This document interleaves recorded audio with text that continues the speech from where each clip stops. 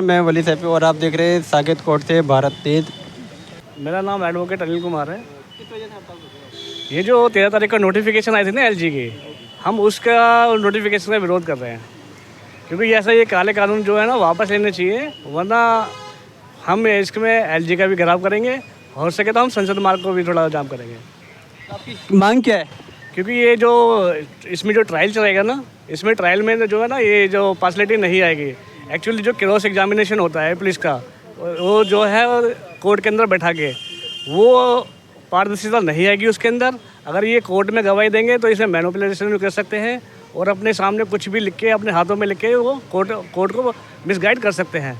इसीलिए हम चाहते हैं ये फेयर ट्रायल कोर्ट के अंदर ही हो, जैसा चलता आ रहा है वैसा ही चले और ये काला कानून वापस लिया जाए। तो लेकिन आप पब्लिक से समर्थन चाहते हो क्या? एक्चुअली ये जो एलजी ने नोटिफिकेशन जारी करी है ना, वकीलों के खिलाफ तो है ही है, इसमें प्लस जो कॉमन जो लोग हैं ये उनके खिलाफ भी है। हम तो ये लोगों से अनुरोध करते हैं कि वो भी हमारे साथ आएँ, क्योंकि ये कन्विक्शन रेट उनका बढ़ेगा, हमारा ट्रायल ख़राब होगा, उनका कन्विक्शन रेट बढ़ेगा। तो हम ये चाहते हैं कि जल्द से जल्द इस कानून को वापस लिया जाए। क्या इससे करप्शन बढ़ेगा? बहुत ज़्यादा। अगर जब पुलिस वाले थाने में बैठा के और कल्प्रेट को वो जो अपने आरोपी को बैठाएंगे तो उनसे वो पैसे की डिमांड भी करेंगे, सब कुछ करेंगे। एक्चुअली क्या है कि उन्होंने ये बताया कि जो नोटिफिकेशन में ये बोला है कि एलजी साहब ने कि 5000 लोग जो पुलिस वाले हैं वो पर डे कोर्ट में जाते हैं, जिससे सिक्योरिटी सिस्टम थोड़ी ख़राब होता है। एक्चुअली मैं आज एलजी साहब से ये पूछना चाहता हूँ, अगर जैसे कि जो पर्सनल जो नेता लोग हैं और आपके बड़े अफसर हैं जो उनकी सिक्योरिटी में पुलिस वाले लगे होते हैं, जो आपकी जो दवाइयाँ लाते हैं, बाज़ार जाते हैं, क्या उनसे ये इफेक्टिव नहीं पड़ती ये सिक्योरिटी सिस्टम? इससे भी तो सिक्योरिटी सिस्टम इफेक्ट पड़ता है। तो मैं चाहता हूँ ये जल्द से जल्द ये काला कानून वापस लिया जाए और फेयर ट्रायल जैसा है वैसा का वैसा चलता रहे। मेरा नाम एडवोकेट सत्यप्रकाश है। आपको क्या मांगे? हमारा मांग ये है कि जितने भी एक काला कानून है इसे वापस लिया जाए, और पुलिस जिस तरीके से आम जनता के ऊपर दुरुपयोग करती है, तानाशाही करती है, और आप सबको ही पता है, तो हम ये है कि पुलिस की दादागिरी है वो और ज़्यादा बढ़ जाएगी, और इसलिए काला कानून वापस होना चाहिए। अगर जैसे आज दूसरा दिन है, अगर कुछ फैसला नहीं आया, कुछ बदलाव नहीं हुआ तो क्या करोगे आप? ये फैसला अगर नहीं आया तो हम लोग सड़कों पे उतरेंगे और ज़रूरत पड़ी तो इसे कंटिन्यू रख के एलजी का घेराव भी करेंगे। लेकिन ये काला कानून तो इनको वापस लेना होगा, चाहे कुछ भी हो जाए। हम वकील हैं, ना पीछे हटेंगे, ना डरेंगे, ना झुकेंगे, क्योंकि हम जनता की आवाज़ उठाते हैं, पब्लिक की आवाज़ उठाते हैं। तो लोगों को हमसे उम्मीद है, लोगों को कोर्ट से उम्मीद है। अब कोर्ट के साथ ही इस तरीके से हरकत होती है तो पुलिस की तानाशाही देख लो अब कितनी बढ़ेगी। वैसे भी एक एग्जाम्पल के थ्रू बताऊँ, अब मान लो कि किसी कॉलोनी में एक क्राइम होता है तो पुलिस पे ले दे के उस पर सेटलमेंट करने की सोचती है, और जो मैन एक्यूज़ है उसे ना ही जेल पहुंचाती ना कुछ करती, वहाँ से रकम ले लेती है मोटी।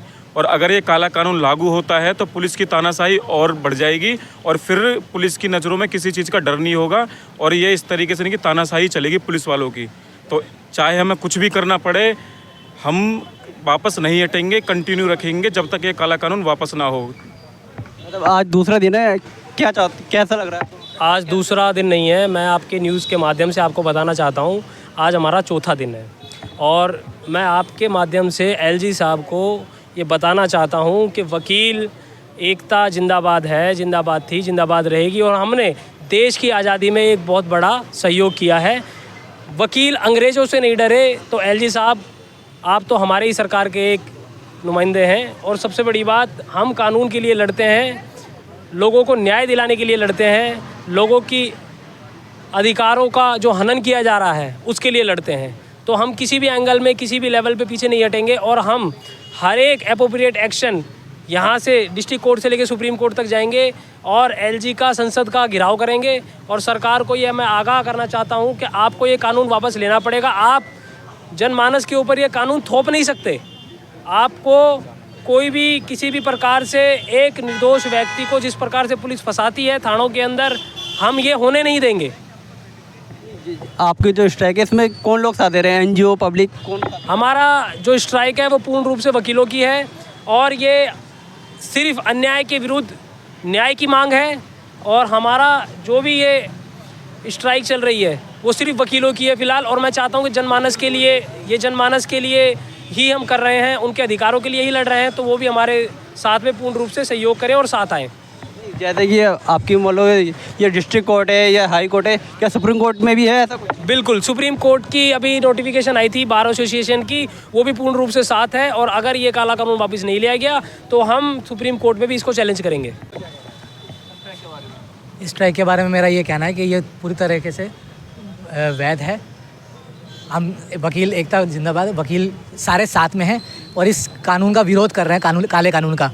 मेरा ये कहना है आपके चैनल के माध्यम से बताएं, ये लोग भले से जेल के अंदर जो कैदियों की भरमार हो रही है उसको कम करने के लिए या केसेस को कम करने के लिए ये ऐसा कर रहे हैं, लेकिन पुलिस की गवाही अगर थाने से होगी तो इससे जो है एक्यूज़ के ऊपर इफ़ेक्ट पड़ेगा, फेयर ट्रायल नहीं होगा और इससे जो है एक नुकसान पहुंचेगा एक्यूज़ को,